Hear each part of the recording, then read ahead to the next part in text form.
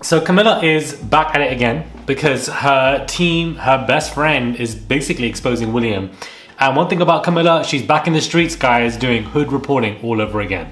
Hey guys, this is Morali. Hopefully you guys are all doing well today. Back at it again. It is daily and consistent content. Comment down below. Give this video a thumbs up. Please follow me on my Instagram at Murad_Morali. I post daily reels there now. Just put one up about Meghan and Harry, so definitely go check that out at Murad_Morali and my TikTok as well. So Camilla's friend is speaking out of nowhere. She's given, a very strong worded couple of sentences basically exposing Prince William, which is, a turn of the tables. But when we're speaking about Camilla here, we're not going to be surprised about the turning of tables. But Camilla's friend turns guns on Prince William. Queen Camilla's pal has made Prince William responsible for interesting things. Petronella Wyatt, who first met Camilla in the late 1980s, claimed in his piece of writing, oh, I thought Petronella was a lady's name. In his piece of writing for the Daily Telegraph, it is easy to blame him, Prince Harry, and his book for the continuing rift with his father and brother. But some courtiers of my acquaintance also hold Prince William equally liable. Whether we like it or not, the Sussex's Nigerian tour has been a triumph. And I cannot help but feel that a visible reconciliation between William and Harry would strengthen the unity of the House of Windsor and reassure the public of its commitment. Wyatt went on claiming that a former courtier had told her it was William who was preventing King Charles from reconciling with Harry, but that the Prince of Wales was exhibiting pathological disgruntlement. William's disgruntlement can at times seem very pathological. I do not think there is any superior rationality in being discontented with one's relatives. I realize Harry has at times taken joy out of William's life and that he and Meghan can be a cause of irritation. However, she stressed, it may be time to bring Harry home on probation and for William to clasp his prodigal brother to his bosom, even if he has been a bit of an ass. So a couple of things that we need to break down with Petronella, whoever the hell that is, that's come out of nowhere. First and foremost, is Camilla's friend speaking out. I wonder where they got this information from. Of course, Camilla, one thing about her, she will keep her hands clean, but will have people do all the dirty work for her. She will be digging that grave, but she won't be digging it herself. She'll be watching everybody else trying to dig it as she, tells them what to do. That's basically what Camilla is, number one. Number two, I don't know about you guys, but there is a long-standing conversation of so many people, Camilla, Camilla's friends at this point, even Kate Middleton at some points, even it could be Meghan Markle at some points, it could be anybody, basically trying to seal this rift between William and Harry. And even talking about it, the only person that can seal that rift between William and Harry is Princess Diana, the mother. She is not here anymore. That rift will not be closed. It will not be fixed. It will be severed. And I don't know about you, but I'm sick and tired of Camilla or her friends meddling in the relationship between William and Harry when neither one of them are close or the blood mother, and that is Diana. And I feel like when they make these comments, it is disrespectful of Diana's life and legacy because she is the mother of the children. She is no longer here, and that helped, unfortunately, to sever these ties. But one thing that her friend is right about is that, I'm not surprised that Prince William is behind, with the puppeteering of not having the relationship between Harry and King Charles work together. I'm not surprised by that, guys. I'm really not. We know that William had his friends, Jason Nelf and etc., sell stories, to the Sun or whatever against Harry and Meghan, use them as the focal points. We know that William likes to do sly stuff like this. This is so bright. Oh, that's too low.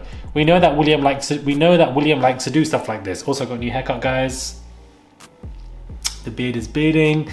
But anyways, we know that William likes to do stuff like this. He likes to control things behind the scenes, but I wonder how he feels that Camilla's friends are doing this and exposing him or putting out this bad PR. Because Camilla's friends aren't doing this out of nowhere. They're doing this with Camilla's permission. So I wonder how that would be, considering that Camilla needs to be in William's good books, I believe, because when Charles dies, Camilla loses all power and is under William. That's just how it works. So I do wonder why this was even made. But one thing about Camilla, she is 20 steps ahead of us. It was recently announced in the polls of sexiest men that Prince William was ranked as the third sexiest man. I think that this is an absolute lie. I think that the people that did this were blind, unfortunately, and I think that they were born blind. I don't think they know what William looks like. I think they just hear his voice and therefore just decide that this is the man who is ranked the third sexiest man in the world. I think that this list is dysfunctional. It doesn't make any sense, and that, it's absolutely diabolical. When I heard that William was third on the sexiest list of men, I was shocked, guys. I was in tears. I didn't know how to, gather myself with this video. I didn't know how to, understand what we've just heard. It's significant. It's like feeling an earthquake that William is seen as the sexiest man, the third sexiest man in the world. It just doesn't make any sense to me. I feel like, you know, Kate Middleton's practically ran from him. His hairline's ran from him. Like, there's nothing there left for him, around him. The monarchy's dying. It's crumbling. I think that his 5 head is, you know, in a very severed position, and it's slowly turning into an 8 head. So I just don't understand what William has. He barely has any charisma, uniqueness, or talent. If anything, whatever he has, the same amount as my little finger. He didn't get anything from his mother, unfortunately, and all of the charisma from his father, which is absolutely nothing.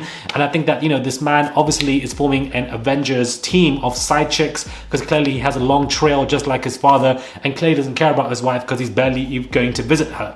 But, you know, when it comes to William, for some reason there are biased people writing behind the scenes trying to make it seem like anybody would consider Prince William the third sexiest man in the world, let alone the first or second, let alone the 8th, 9th or 10th or 11th, 12th, 13th, 14th, 15th, 16th, 18th, 24th, 50th, 59th, 100th, 102nd, 20, 245,000, 1 million, 3 million and 5, 8 million and 2, 21 billion, 8 billion, like the list just goes on. And I just think that anybody that would write him as the third sexiest man on the list, it's absolutely diabolical. You know, I'm genuinely, you know, shocked at what this was about. And I feel like we just had to discuss this even for a couple of minutes. I wanted to just throw this into this video because who is writing these reports? Where are they from? Are they blind? Are they deaf? Do they not know what, you know, are they being paid to do this? Is it one of William's meddling men paid to do this? I would really like to know, because I think that it's an absolute car crash. The fact that they would even consider him to be the third, you know, sexiest man, it doesn't make any sense in any capacity. I'm very confused as to why he's there, who he paid, how much he paid to get that up there, and what we can do to take that down, because it's an abomination.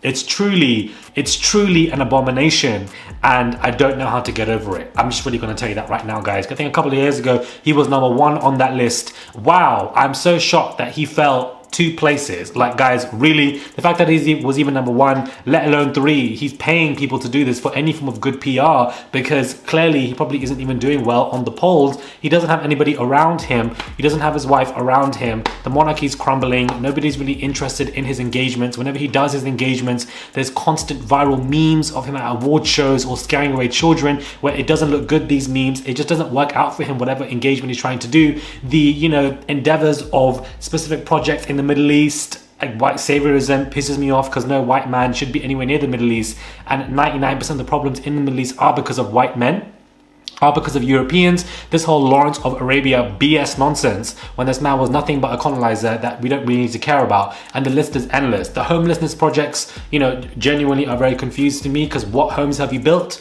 Are you building a home for your hairline? That's what we would like to know. There's nothing there. Renewable energy and climate change, what have you done? When we have people like Greta, a 19-year-old girl, protesting and actually showing up to the forefront, what have you done? You're just a rich billionaire, wealthy individual who has no understanding of social understanding of mobility, classes, what's going on in the UK. We're going to expect somebody of a high aristocratic top tier class, or whatever class system you call in the UK, to understand, relate to the struggles of people in the United Kingdom. It doesn't make any sense.